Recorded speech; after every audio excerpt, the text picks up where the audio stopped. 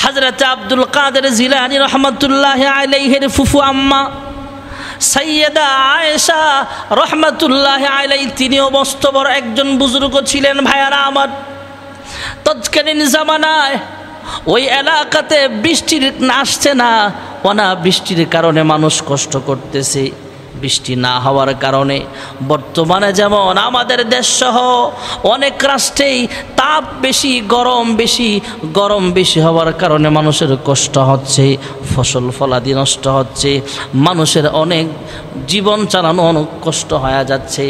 হযরত আব্দুল কাদের জিলানী রহমাতুল্লাহি আলাইহির ফুফু আম্মা সাইয়্যেদা আয়েশা, ওনার জামানায় ভাইয়ারা আমার, বন্ধুরা আমার, তখনও অনাবৃষ্টির কারণে মানুষের কষ্ট হয়ে যাচ্ছিল। সবাই মিলে চিন্তা করলো কি করা যায়। আমাদের ফসল নষ্ট হচ্ছে বৃষ্টি না আসার কারণে, আমাদের অনেক ক্ষতি হচ্ছে, মানুষ বাঁচতেই তো কষ্ট হচ্ছে, জীবন চালাইতে কি করা যায়। সবাই মিলে পরামর্শ করলো আব্দুল কাদের জিলানীর ফুফুর কাছে আমরা যেতে পারি। আব্দুল কাদের জিলানীর ফুফু আম্মা যদিও মহিলা মানুষ ছিলেন, তিনিও রাবিয়া বসরিয়ার মতো একজন সুনামধন্য আল্লাহওয়ালা ছিলেন, আল্লাহর ওয়ালি বান্দি ছিলেন। হযরতে আব্দুল কাদের জিলানী রহমাতুল্লাহি আলাইহির ফুফু আম্মা, এলাকার মানুষ মিলে সবাই গিয়ে তার বাড়িতে আশ্রয় নিল। চতুর্দিক থেকে মহিলারা আয়েশা আব্দুল কাদের জিলানী রহমাতুল্লাহি আলাইহির ফুফু আম্মার কাছে বলে, এ আল্লাহর বান্দি, আপনি একটু আল্লাহ তাআলার কাছে দোয়া করেন, আয় আল্লাহ, বৃষ্টি না আসার কারণে আমাদের অনেক কষ্ট হচ্ছে, রোদ্রের তাপ বেশি হয়ে যাচ্ছে, আয় আল্লাহ, জাযাআম বিমা কাসাবাত আইদিন নাস, আমরা বুঝতেছি আমাদের পাপের কারণেই আমাদেরকে আযাব দিতেছ, জাহান্নামের আযাবের মতো মনে হচ্ছে এই গরমকালটা, আয় আল্লাহ গরম কমায়া দাও, আসমান থেকে বৃষ্টির ফায়সালা করো, আমাদের ফসল নষ্ট হয়ে যাচ্ছে, মানুষ চলাফেরা করতে কষ্ট হচ্ছে, জনজীবন কষ্ট হয়ে যাচ্ছে গো মালিক, আয় আল্লাহ তুমি আসমান থেকে রহমতের বৃষ্টির ফায়সালা করিয়া দাও। হযরত আব্দুল কাদের জিলানীর ফুফু আম্মাও, উনি একটা বড় আল্লাহওয়ালি বান্দি ছিলেন। সবাই আয়েশা দেখতেছে, মহিলারা আয়েশা দেখতেছে, তিনি উঠান ঝাড়ু দিচ্ছে, ঘরের সামনের জায়গাটা ঝাড়ু দিচ্ছে। ভাইয়েরা আমার, আব্দুল কাদের জিলানীর ফুফু আম্মা উঠান ঝাড়ু দিয়া ময়লাগুলো এক জায়গায় রাখছে, রাইখা আবার আল্লাহ তাআলার কাছে দোয়া করে, হে পরওয়ারদিগার আলম, অনাবৃষ্টির কারণে মানুষের কষ্ট হচ্ছে, তুমি আসমান থেকে রহমতের বৃষ্টির ফায়সালা করো। আমি উঠান ঝাড়ু দিয়া পরিষ্কার কইরা ময়লাগুলো এক জায়গায় রাখলাম, এবার তুমি আসমান থেকে রহমতের বৃষ্টির পানি দিয়া জমিনটাকে একটু ধৌত করিয়া দাও। কিছুক্ষণের মধ্যেই তাকায়া দেখলেন সকলে, হঠাৎ আসমানটা মেঘাচ্ছন্ন হয়ে গেল। মহান আল্লাহ রাব্বুল আলামিন আসমান থেকে বৃষ্টির ফায়সালা করে দিলেন। সবাই বুঝতে পারলেন, অবশ্যই আব্দুল কাদের জিলানীর ফুফু আম্মা একজন আল্লাহ ওয়ালি বান্দি। সে দোয়া করেছে, আল্লাহ, মানুষের জনজীবন কষ্ট হয়ে যাচ্ছে, ফসলের ক্ষতি হচ্ছে, তুমি বৃষ্টির ফায়সালা করো। মহান আল্লাহ রাব্বুল আলামিন আসমান থেকে বৃষ্টির ফায়সালা করিয়া দিলে।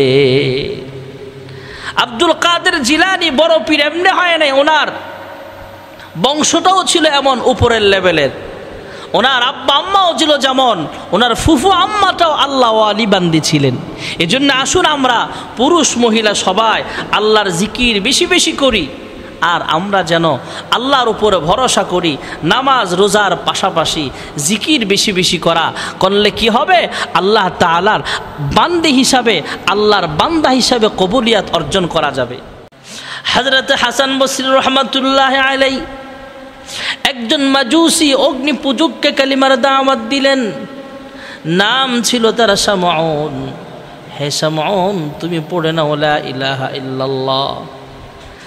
হযরত হাসান বসরি কালিমার দাওয়াত দিলে শামউন জিজ্ঞেস করে, হে হাসান, আমি যদি কালিমা পড়ে ঈমানওয়ালা হয়ে যায়, কালিমা পড়ে মুসলমান হয়ে যায়, তাহলে আমার কি লাভ হবে, কি ফায়দা হবে?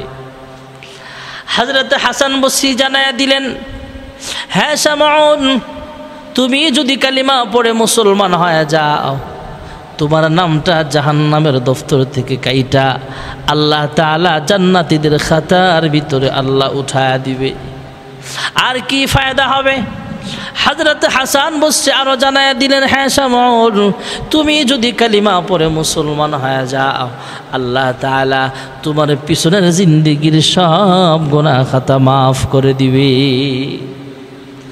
শামউন এবার ডাক দিয়া কয়, হে হাসান, আমি যদি কালিমা পড়ে মুসলমান হয়ে যায় তাহলে আমার গুনাহ মাফ হয়ে যাবে? কয় হ্যাঁ।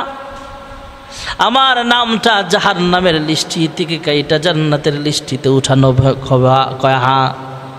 তোমার নামটা জান্নাতীদের খাতার ভিতরে আল্লাহ তাআলা উঠায়া দিবেন। শামউন ডাক দিয়া কয়, হে হাসান বসরি, আমি কালিমা পড়ে মুসলমান হয়ে যাব, তবে একটা শর্ত। হাসান বসরি জিজ্ঞেস করলেন, কি শর্ত বলো?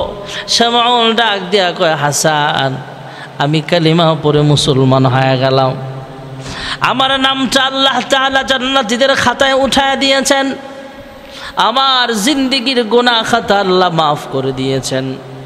এই কথাগুলো শুধু মুখে বললে হবে না, তুমি কাগজে কলম দিয়ে কাগজের মধ্যে লিপিবদ্ধ করো। জান্নাতি দলিল দাও, দলিল লিপিবদ্ধ করা লাগবে যে হ্যাঁ আমি একজন ঈমানদার, আল্লাহ তাআলা আমাকে মাফ করে দিয়েছেন। হযরত হাসান বসরি রহমাতুল্লাহ আলাইহি শর্ত মোতাবেক কাজ করলেন। কয় ঠিক আছে, আমি তোমার শর্ত অনুযায়ী তোমাকে একটা জান্নাতি সনদ দেব, তথা আমি স্ট্যাম্পের মধ্যে সিগনেচার করে দেব, আমি লিখে দেব তুমি একজন জান্নাতি মানুষ, তুমি একজন ঈমানদার মানুষ, অসুবিধা নাই।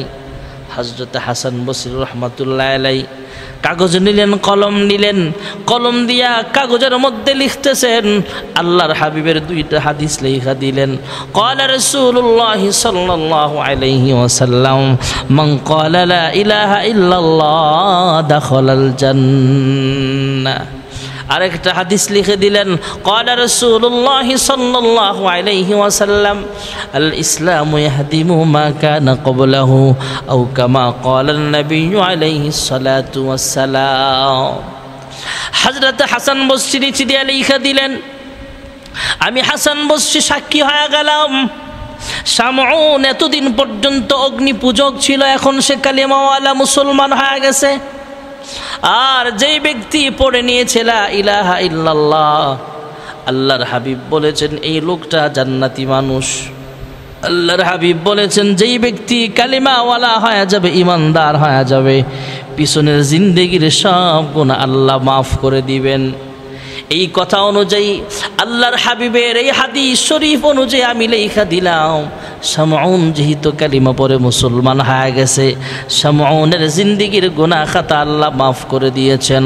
শামউনের জিন্দেগির গুনাহ মাফ কইরা তার নামটা জাহান্নামের দফতর থেকে কাইটা আল্লাহ তার নামটা জান্নাতীদের লিস্টের মধ্যে আল্লাহ উঠায়া দিয়েছে। কাগজের মধ্যে নিচে দিয়ে সিগনেচার করে হাসান বসরি রহমাতুল্লাহ আলাইহি শামউনের হাতে উঠায়া দিলে।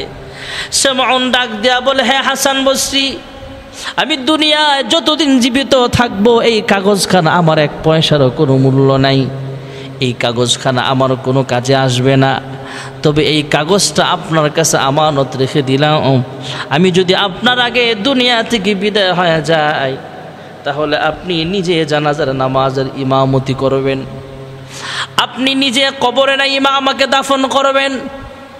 তবে দাফনের সময় কাফনের কাপড়টা মাথা থেকে যখন একটু সরায়া আমাকে দাফন করার সময় কাফনের কাপড় সরায়া আমার কাফনের কাপড়ের ভিতরে পেঁচা এই জান্নাতি দলিলখানা লেখা, এই জান্নাতি দলিলখানা তথা আমি যে একজন কালেমাওয়ালা মুসলমান, আল্লাহ যে আমাকে ক্ষমা করে দিয়েছেন, আমার নামটা জান্নাতীদের খাতার ভিতরে আল্লাহ তাআলা উঠায়া দিয়েছেন, এই কথাগুলো যে তুমি লিখেছ, তোমার সিগনেচার কি তো এই কাগজখানা কাফনের কাপড়ের ভিতরে পেঁচায় তারপরে আমাকে দাফন করে দিবা। ওয়াদা মোতাবেক হযরত হাসান বসরি রহমাতুল্লাহ আলাইহি কাগজটা গ্রহণ করে নিলেন। কিছুদিন পর জানতে পাইলেন শামউন দুনিয়া থেকে বিদায় হয়ে গেছে। হাসান বসরি রহমাতুল্লাহ আলাইহি নিজে গোসল করালেন, কাফন পরালেন, জানাজার নামাজের ইমামতিটাও করলেন। কবরে দাফন করার সময় নিজেই কবরস্থানে নামলেন, কবরের মধ্যে নেমে গেলেন। দাফন করার সময় কাফনের কাপড়টা মাথা থেকে একটু সরায়া কাফনের কাপড়ের ভিতরে পেঁচায়া ওই যে কাগজখানা হাসান বসরি রহমাতুল্লাহ আলাইহির সিগনেচারও আছে এই কাগজের মধ্যে, কাগজখানা সহ কাফনের ভিতরে পেঁচায়া তাকে দাফন করা হয়। কয়েকদিন পর হাসান বসরি স্বপ্নে দেখে শামউন আল্লাহর জান্নাতের মেহমান হয়ে গেছে। হযরত হাসান বসরি স্বপ্ন যুগে জিজ্ঞেস করলেন, হ্যাঁ শামউন, তুমি কোন আমলের পরিবর্তে আল্লাহ তোমাকে জান্নাত দিয়া দিছে? তোমার কবরটা জান্নাতের বাগান বানায় দিছে? কয় হ্যাঁ, আমার কবরটা আল্লাহর হুকুমে ফেরেশতারা জান্নাতের বাগান বানায় দিয়েছে, জান্নাতের পোশাক আমাকে পরায় দেওয়া হয়েছে, জান্নাতের আলো বাতাস আমার দিকে প্রবহমান হচ্ছে, জান্নাতের খাবার দাবার আমার মেহমান হিসেবে আমার কবরের মধ্যে আনা নেওয়া করতেছে জান্নাতি ফেরেশতারা, আমাকে জান্নাতি খাবার পরিবেশন করা হচ্ছে। হাসান বসরি জিজ্ঞেস করলেন, হ্যাঁ শামউন, তুমি কিভাবে জান্নাতের মালিক হলা বুঝতে পারলাম না, কোন আমলের বরকতে? হযরতে হাসান বসরির প্রশ্নের জবাবে শামউন ডাক দেয়া কয়, হে হাসান, আমাকে যখন কবরস্থানে দাফন করা হলো, দুইজন ফেরেশতা আবার পুনরায় আমার ভিতরে রূহ দেওয়া হলো। দুইজন ফেরেশতা এসে আমাকে পুনরায় জিন্দা করার পর তিনটা প্রশ্ন করার জন্য যখন আমার সামনে আসছে, আমি ফেরেশতাদেরকে আমার কাফনের কাপড়ের ভিতরে পেঁচানো সেই কাগজখানা তুলে দিলাম। হ্যাঁ ফেরেশতারা, দেখো না, আল্লাহর ওলি হাসান বসরি লেখা দিছে আমি একজন জান্নাতি মানুষ।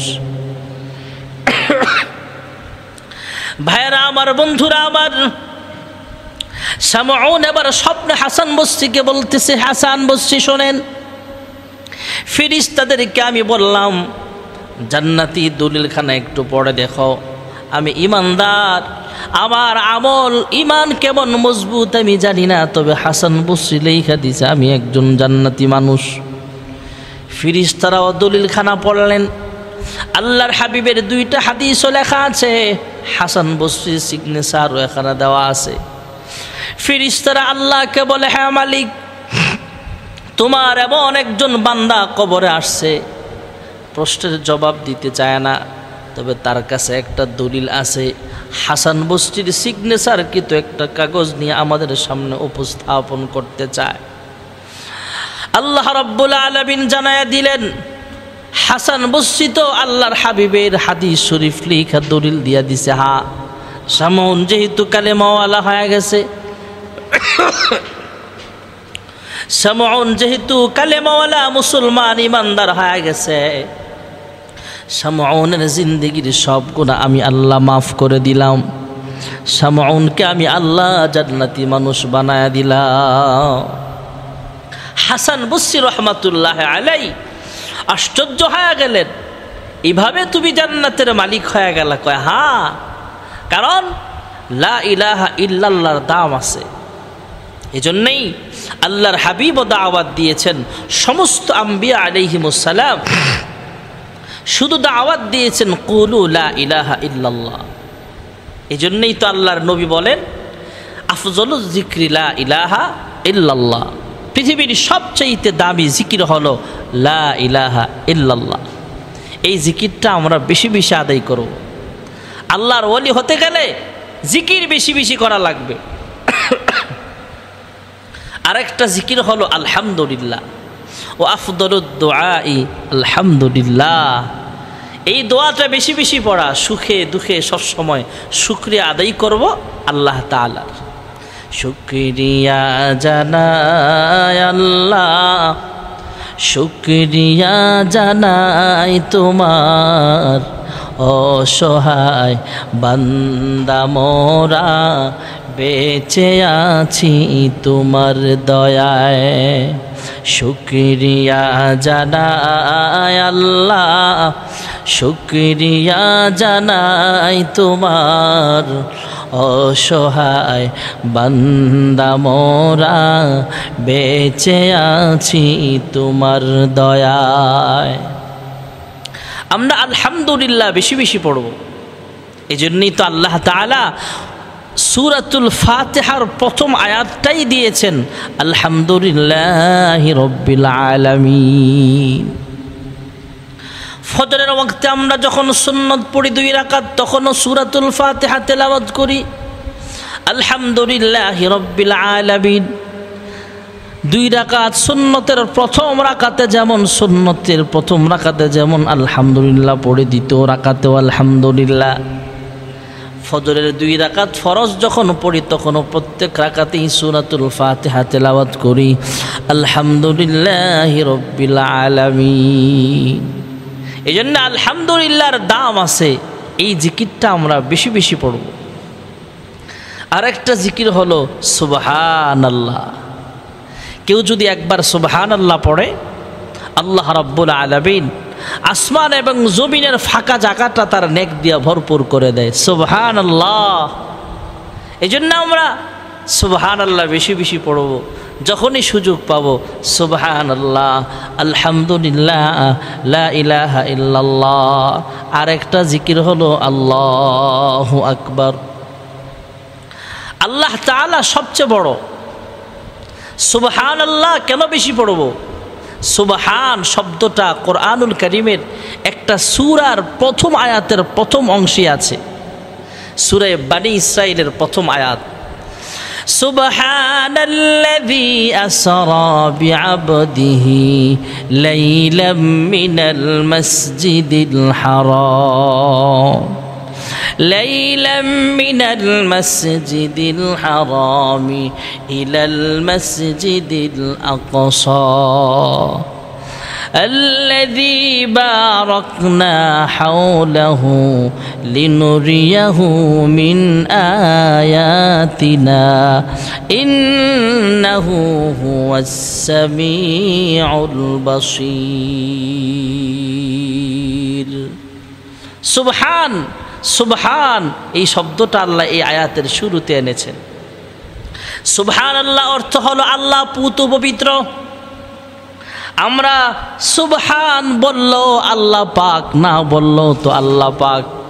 তারপরও আমরা যখন আল্লাহ তাআলার পবিত্রতা বর্ণনা করতে থাকি, মহান আল্লাহ রব্বুল আলামিন ফেরেশতাদেরকে ডাক দিয়া কয়, হ্যাঁ ফেরেশতারা রে, আমার বান্দা বান্দিরা সুবহানাল্লাহ বললো আমি আল্লাহ যেমন পাক, সুবহানাল্লাহ না বললো তো আমি আল্লাহ পুত পবিত্র, আমি আল্লাহর নাম এমনিই তো সুবহান। তারপরও আমার বান্দা বান্দিরা আমি আল্লাহর পবিত্রতা ঘোষণা করতেছে। হ্যাঁ ফেরেশতারা তোমরা সাক্ষী থাকো, আমি আল্লাহ এমনিই তো পাক ও পবিত্র, পুত পবিত্র আমি আল্লাহ। তারপরও আমার বান্দা বান্দিরা সুবহানাল্লাহর জিকির করতেছে। হ্যাঁ ফেরেশতারা রে, আমি আল্লাহ পাক, তবে আমার বান্দা বান্দি গুনাহ করার কারণে আমার বান্দা বান্দির অন্তরটা হলো নাপাক।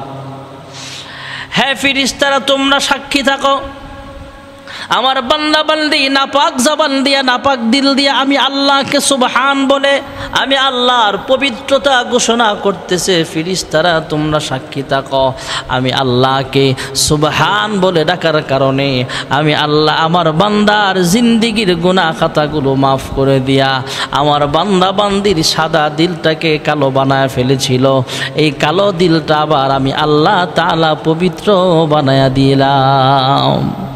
এই জন্য আমরা সুবহানাল্লাহর জিকিরটা বেশি বেশি করব। সুবহানাল্লাহ, আলহামদুলিল্লাহ, আল্লাহু আকবার, লা ইলাহা ইল্লাল্লাহ।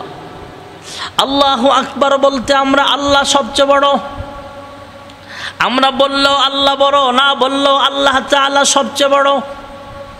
আমরা আল্লাহু আকবারটা বেশি বেশি বলার কারণ হলো 24টা ঘন্টা পৃথিবীতে একটাই আওয়াজ হয়, সেটা হলো আল্লাহু আকবারের আওয়াজ। আল্লামা মুফতি তকি উসমানী দামাত বরকাতুল আলিয়া বিভিন্ন রাষ্ট্রে সফরে যান। উনি ওনার সফরের কিতাবে লিখেন, আমি পূর্ব দিকে যাইতে যাইতে পৃথিবীর সর্বশেষ রাষ্ট্র যেটার নাম ফৌজি বা ফিজি বলা হয় সেখানে গেলাম। সেখানে একটা জায়গা আছে ইন্টারন্যাশনাল ডেট লাইন, আন্তর্জাতিক সময়রেখা, ওই আন্তর্জাতিক সময়রেখার পাশে একটা মসজিদ আছে, যেই মসজিদে পৃথিবীর জমিনে সর্বপ্রথম ফজরের আজান হয়। ওখানে আল্লাহু আকবারের আওয়াজ হয়। আস্তে আস্তে মালয়েশিয়া আজান হয়, ওখান থেকে আস্তে আস্তে বাংলাদেশে হয়, ইন্ডিয়াতে হয়, পাকিস্তানে হয়, সৌদি আরব, মধ্যপ্রাচ্যের দেশগুলোতে আজান হয়। এভাবে যাইতে যাইতে যাইতে যাইতে 24টা ঘন্টায় আজানের আওয়াজ হয়। ভাইয়েরা আমার, এদিক দিয়ে সৌদি আরবে জোহরের আজান হচ্ছে, আসরের আজান হচ্ছে। এই মুহূর্তে মনে করেন সৌদি আরবে জোহরের আজান হচ্ছে, মালয়েশিয়ায় আবার মাগরিবের আজান হয়ে যাচ্ছে, আসরের সময় বাংলাদেশ আসরের টাইম হয়ে যাচ্ছে। এভাবে ঘুরতে ঘুরতে ঘুরতে ঘুরতে মালয়েশিয়ায় ফজরের আজান হয় 2 ঘন্টা আগে, আমরা 2 ঘন্টা পরে, আমাদের চেয়ে সৌদি আরব আরও 3 ঘন্টা পরে। এভাবে আজান চলতে চলতে চলতে চলতে 24টা ঘন্টা একটাই আওয়াজ, সেটার নাম হলো আল্লাহু আকবার। ভাইয়েরা আমার, বন্ধুরা আমার, এই জন্য আল্লাহু আকবারের জিকির আমরা বেশি বেশি করব, সুবহানাল্লাহর জিকির আমরা বেশি বেশি করব, আল্লাহু আকবারের জিকিরটা আমরা বেশি বেশি করব। আল্লাহওয়ালা হতে গেলে আল্লাহর জিকির বেশি বেশি করা লাগবে। হযরত আব্দুল কাদের জিলানী রহমাতুল্লাহি আলাইহির ফুফু আম্মা সাইয়্যেদা আয়েশা রহমাতুল্লাহি আলাইহি, তিনিও মস্ত বড় একজন বুজুর্গ ছিলেন। ভাইয়ারা আমার, তৎকালীন জামানায় ওই এলাকাতে বৃষ্টি আসছে না, অনাবৃষ্টির কারণে মানুষ কষ্ট করতেছে। বৃষ্টি না হওয়ার কারণে বর্তমানে যেমন আমাদের দেশসহ অনেক রাষ্ট্রেই তাপ বেশি, গরম বেশি হওয়ার কারণে মানুষের কষ্ট হচ্ছে, ফসল ফলাদি নষ্ট হচ্ছে, মানুষের অনেক জীবন চালানো অনেক কষ্ট হয়ে যাচ্ছে। হযরত আব্দুল কাদের জিলানী রহমাতুল্লাহি আলাইহির ফুফু আম্মা সাইয়্যেদা আয়েশা, ওনার জামানায় ভাইয়ারা আমার, বন্ধুরা আমার, তখনও অনাবৃষ্টির কারণে মানুষের কষ্ট হয়ে যাচ্ছিল। সবাই মিলে চিন্তা করলো কি করা যায়। আমাদের ফসল নষ্ট হচ্ছে বৃষ্টি না আসার কারণে, আমাদের অনেক ক্ষতি হচ্ছে, মানুষ বাঁচতেই তো কষ্ট হচ্ছে, জীবন চালাইতে কি করা যায়। সবাই মিলে পরামর্শ করলো আব্দুল কাদের জিলানীর ফুফুর কাছে আমরা যেতে পারি। আব্দুল কাদের জিলানীর ফুফু আম্মা যদিও মহিলা মানুষ ছিলেন, তিনিও রাবিয়া বসরিয়ার মতো একজন সুনামধন্য আল্লাহওয়ালা ছিলেন, আল্লাহর ওয়ালি বান্দি ছিলেন। হযরতে আব্দুল কাদের জিলানী রহমাতুল্লাহি আলাইহির ফুফু আম্মা, এলাকার মানুষ মিলে সবাই গিয়ে তার বাড়িতে আশ্রয় নিল। চতুর্দিক থেকে মহিলারা আয়েশা আব্দুল কাদের জিলানী রহমাতুল্লাহি আলাইহির ফুফু আম্মার কাছে বলে, এ আল্লাহর বান্দি, আপনি একটু আল্লাহ তাআলার কাছে দোয়া করেন। আয় আল্লাহ, বৃষ্টি না আসার কারণে আমাদের অনেক কষ্ট হচ্ছে, রোদ্রের তাপ বেশি হয়ে যাচ্ছে। আয় আল্লাহ, জাযাআম বিমা কাসাবাত আইদিন নাস, আমরা বুঝতেছি আমাদের পাপের কারণেই আমাদেরকে আযাব দিতেছ, জাহান্নামের আযাবের মতো মনে হচ্ছে এই গরমকালটা। আয় আল্লাহ, গরম কমায়া দাও, আসমান থেকে বৃষ্টির ফায়সালা করো, আমাদের ফসল নষ্ট হয়ে যাচ্ছে, মানুষ চলাফেরা করতে কষ্ট হচ্ছে, জনজীবন কষ্ট হয়ে যাচ্ছে গো মালিক। আয় আল্লাহ, তুমি আসমান থেকে রহমতের বৃষ্টির ফায়সালা করিয়া দাও। হযরত আব্দুল কাদের জিলানীর ফুফু আম্মাও, উনি একটা বড় আল্লাহওয়ালি বান্দি ছিলেন। সবাই আয়েশা দেখতেছে, মহিলারা আয়েশা দেখতেছে, তিনি উঠান ঝাড়ু দিচ্ছে, ঘরের সামনের জায়গাটা ঝাড়ু দিচ্ছে। ভাইয়েরা আমার, আব্দুল কাদের জিলানীর ফুফু আম্মা উঠান ঝাড়ু দিয়া ময়লাগুলো এক জায়গায় রাখছে, রাইখা আবার আল্লাহ তাআলার কাছে দোয়া করে, হে পরওয়ারদিগার আলম, অনাবৃষ্টির কারণে মানুষের কষ্ট হচ্ছে, তুমি আসমান থেকে রহমতের বৃষ্টির ফায়সালা করো। আমি উঠান ঝাড়ু দিয়া পরিষ্কার কইরা ময়লাগুলো এক জায়গায় রাখলাম, এবার তুমি আসমান থেকে রহমতের বৃষ্টির পানি দিয়া জমিনটাকে একটু ধৌত করিয়া দাও। কিছুক্ষণের মধ্যেই তাকায়া দেখলেন সকলে, হঠাৎ আসমানটা মেঘাচ্ছন্ন হয়ে গেল। মহান আল্লাহ রাব্বুল আলামিন আসমান থেকে বৃষ্টির ফায়সালা করে দিলেন। সবাই বুঝতে পারলেন, হ্যাঁ, অবশ্যই আব্দুল কাদের জিলানীর ফুফু আম্মা একজন আল্লাহ ওয়ালি বান্দি। সে দোয়া করেছে, আল্লাহ মানুষের জনজীবন কষ্ট হয়ে যাচ্ছে, ফসলের ক্ষতি হচ্ছে, তুমি বৃষ্টির ফায়সালা করো। মহান আল্লাহ রাব্বুল আলামিন আসমান থেকে বৃষ্টির ফায়সালা করিয়া দিলে। আব্দুল কাদের জিলানী বড় পীর এমনি হয় নাই, ওনার বংশটাও ছিল এমন উপরের লেভেলের। ওনার আব্বা আম্মাও ছিল যেমন, ওনার ফুফু আম্মাটাও আল্লাহ ওয়ালি বান্দি ছিলেন। এজন্য আসুন আমরা পুরুষ মহিলা সবাই আল্লাহর জিকির বেশি বেশি করি, আর আমরা যেন আল্লাহর উপরে ভরসা করি। নামাজ রোজার পাশাপাশি জিকির বেশি বেশি করলে কি হবে, আল্লাহ তাআলার বান্দি হিসাবে, আল্লাহর বান্দা হিসাবে কবুলিয়াত অর্জন করা যাবে। 5 ওয়াক্ত নামাজের পাশাপাশি জিকির বেশি বেশি করা, সুবহানাল্লাহ, আলহামদুলিল্লাহ, লা ইলাহা ইল্লাল্লাহ, আল্লাহু আকবার, এই জিকিরগুলো বেশি বেশি আদায় করব। আল্লাহ রাব্বুল আলামিন আমাদের সকলকে তৌফিক দান করেন, আমিন। ওয়া আখিরু দাওয়ানা আলহামদুলিল্লাহি রাব্বিল আলামিন।